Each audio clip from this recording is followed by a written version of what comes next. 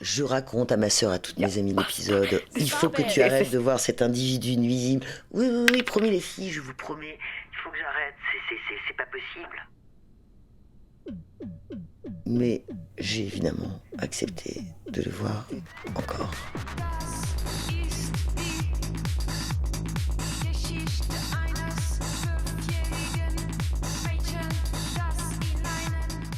C'est vraiment pour moi quelque chose d'assez important parce qu'il y a une énorme quantité de films qui se présentent pour être sélectionnés et recevoir la lettre, les mails en disant entre, je ne sais pas, 3000 et quelques films, votre film est sélectionné, c'est une reconnaissance pour moi énorme. En plus, c'est un festival renommé au niveau international. Pour moi, c'est me rencontrer avec plein d'amis, plein de gens qui pensent un peu comme moi, parce que c'est vrai qu'on est un peu bizarre, la façon de voir le monde de façon étrange. On passe notre temps derrière notre écran ou sur notre table en train de dessiner. Et au moment que c'est le festival, c'est une rencontre avec des gens qui sont comme nous.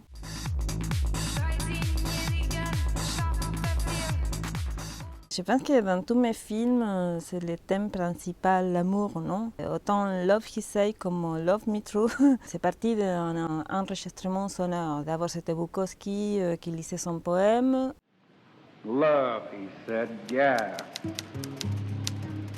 And he had a room on the third floor, rejected by a dozen women, 35 editors and a half a dozen hiring agencies. Et là, c'est un reportage en France Culture de l'émission Les Pieds sur Terre de cette femme qui cherche aussi l'amour. Et autant cette femme, Laurence, comme Charles Bukowski, ils sont vraiment désespérés pour trouver son âme sœur. Bonsoir Laurence, ta semaine avance comme tu veux. Enchanté, Pierre. Semaine laborieuse, mais tout va bien. On s'est pas vu tout de suite. Il m'a posé des lapins, d'abord.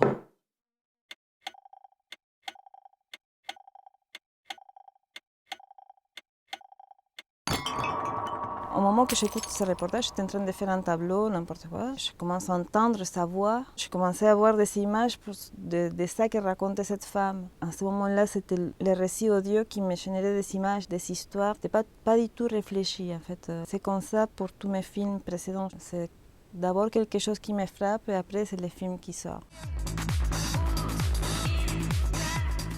Je ne savais pas à qui contacter. Mais il y a le mail de l'émission qui dit si vous aimez l'émission, contactez ici. Donc moi j'ai écrit. J'ai beaucoup aimé Love Meeting, surtout le reportage de Laurence.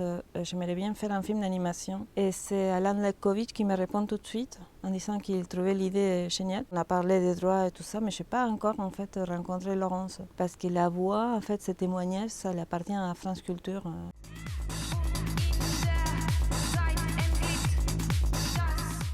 Honnêtement, je ne connaissais pas du tout Tinder, je ne suis pas connectée sur Facebook ni Instagram, je ne sais pas du tout ça. J'ai beaucoup lu des autres journalistes qui ont fait des recherches sur Tinder. Et ce rapport aussi avec les corps, ces façons de s'exposer, ça m'a vraiment presque perturbée. Et le plus intéressant dans ce reportage-là, c'est qu'elle-même, elle fait sa réflexion-là. De dire que finalement, je me connecte sur Tinder pour chercher l'âme sœur et je m'expose comme un produit au supermarché. Après, j'ai ouvert un compte sur Instagram. J'ai vu que c'est plutôt des morceaux de corps qu'on voit. C'est vraiment incroyable cette fragmentation du corps humain. C'est vraiment dans un monde de consumérisme et l'amour il est utilisé comme une espèce d'appât pour attirer ces consommateurs et consommatrices. C'est vrai que c'est plus politique que mes autres films, mes films précédents. Pour chaque histoire, je vois les images dans ma tête et après je fais une traduction au niveau matériaux, des graphismes, on va dire comme ça. Je travaille beaucoup avec le digital, mais j'essaie d'imiter les anciennes techniques comme l'aquarelle, la peinture, les crayons sur papier. Moi j'aime bien travailler avec les textures. Pour les films Bukowski, c'est là où ça commence cette nouvelle technique. Pour moi, c'est la rotoscopie. Peindre sur des vidéos existantes et modifier un peu l'image avec la peinture et tout ça, je trouvais ça vraiment qu'on pouvait aller plus loin, ça me permettait d'aller plus loin. Et sur Love Me True, j'utilise aussi la rotoscopie, mais je vais encore un petit peu plus loin. Et c'est vrai que Love Me True, c'est une espèce de patchwork de styles différents. selon l'état d'âme du personnage. Et c'est vrai que j'ai commencé avec mes premiers films sont en sépia, en noir et blanc, et après je me lâche vraiment sur une espèce de libération vers la couleur, mais un peu trop libre, on va dire comme ça.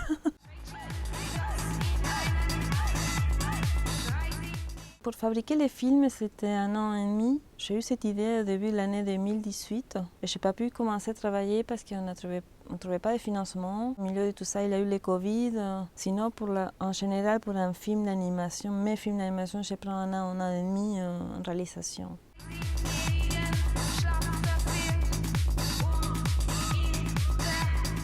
La France, c'est le seul pays qui donne autant d'importance au court-métrage en général. Et c'est pas anodin, par exemple, si on regarde, il y a plein de coproductions entre les autres productions étrangères. Je pense que c'est le seul pays qui donne autant de financement pour faire un film de court-métrage, en fait. Il y a une valorisation du court-métrage aussi importante comme s'il s'agissait d'un long-métrage, autant d'animation comme de fiction. Honnêtement, c'est vraiment unique. C'est pas anodin que c'est ici le berceau du cinéma.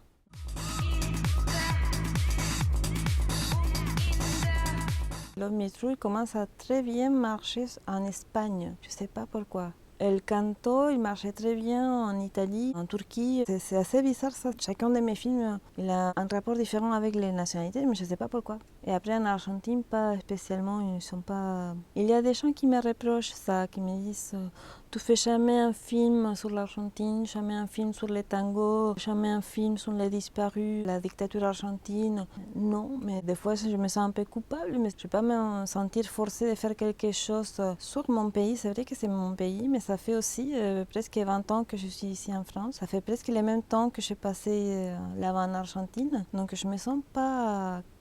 En fait, j'appartiens à nulle part. Les films qui m'intéressent, c'est plutôt l'être humain en général, les êtres humains entre eux, pas au niveau des nationalités, mais bon.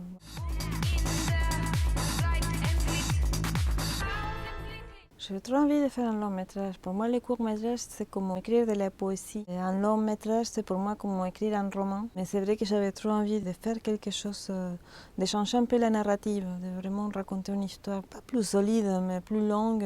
J'ai vu des producteurs et des productrices qui cherchent, mais qui font des travaux hallucinants pour trouver des coproductions pour pouvoir financer les longs métrages, surtout d'animation, que c'est trop cher, trop long. Et en plus, au moment qu'on dit d'accord, on va finaliser les longs métrages, il y en a toujours Pixar, les États-Unis, ces boules écrasantes de longs métrages à consommation trop vite, qui sont un marketing, une publicité énorme. Et des fois, il y a des longs métrages hallucinants qui ne sont pas vraiment appréciés parce qu'ils ne sont pas vraiment le marketing qu'on a l'habitude de voir.